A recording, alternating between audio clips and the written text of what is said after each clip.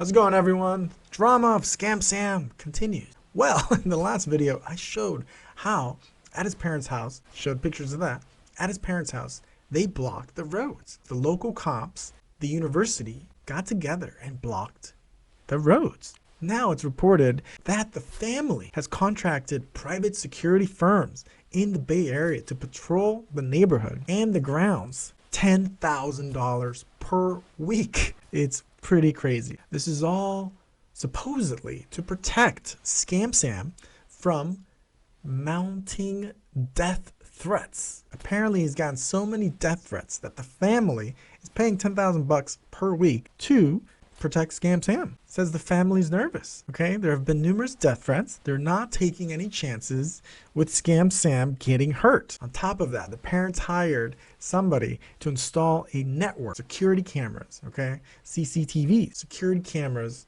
around the house on the edge of campus. This part I don't get. Stanford officials have taken steps to actually secure also the area around the house. They barricaded both ends of the short block and stationed privately contracted security guards at the end of the gates. So Stanford is helping the fam. Remember, both taught at the law school. So Scam Sam is a sitting duck. And apparently his parents' house, which is on, they have had some numerous incidents. They even supposedly had one person who lost everything in the FTX scandal come and drive by and check out, SBF's house. So, who knows? Now it gets a little fishy. So Scam Sam, right? He's supposed to go back to New York, enter a plea deal.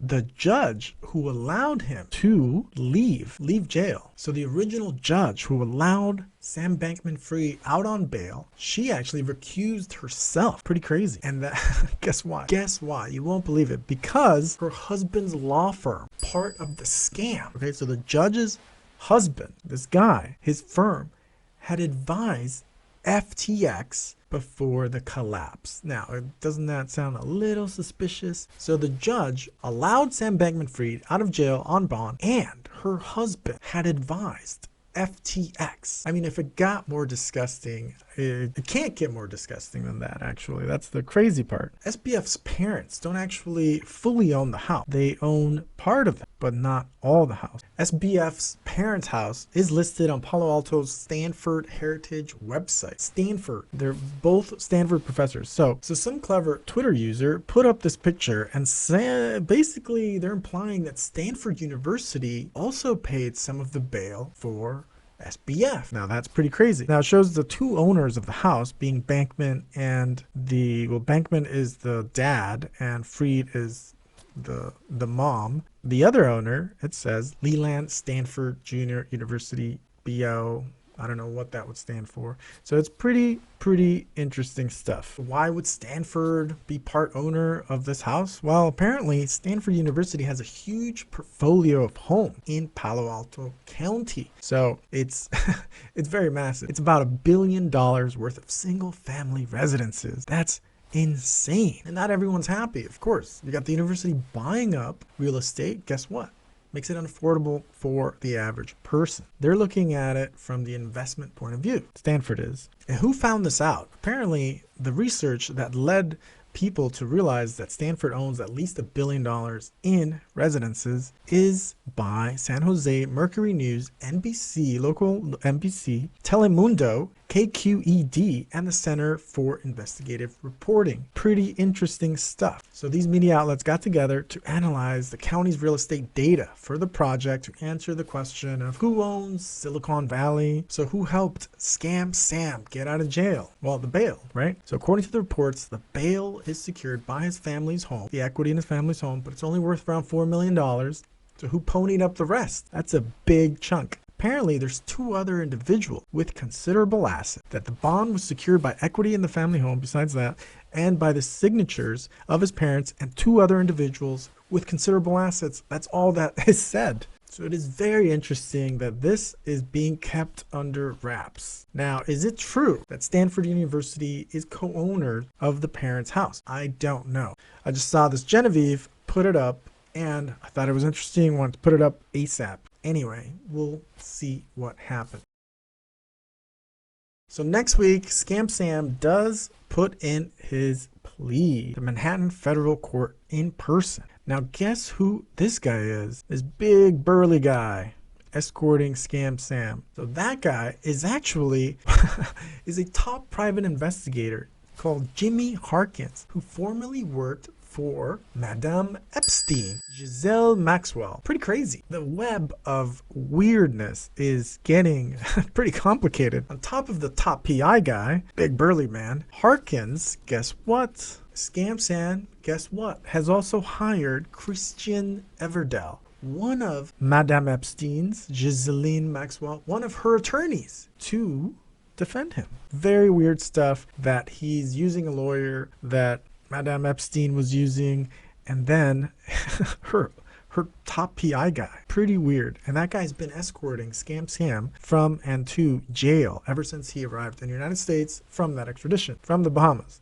Pretty crazy. Look at this guy. He's massive. It's like he's a bodyguard as well. Let's check out this video of Scam Sam leaving court after the bond, where he's escorted by this top PI guy.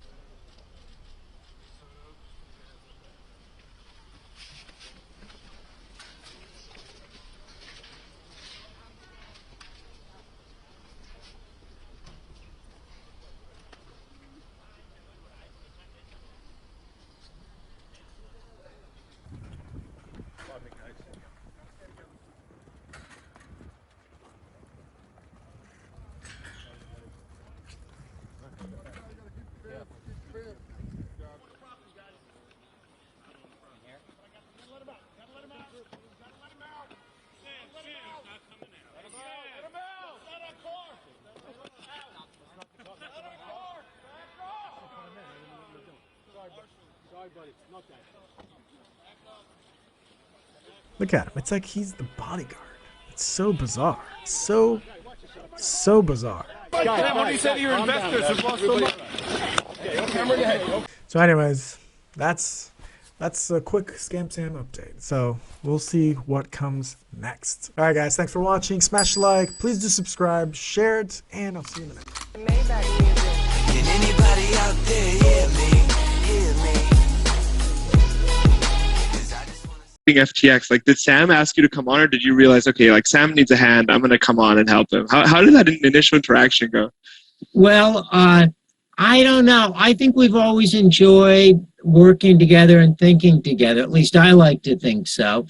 So when I really came on was after Sam asking me for a number of years if I'd be interested in doing it, which was really gratifying. I think any parent would love to hear that.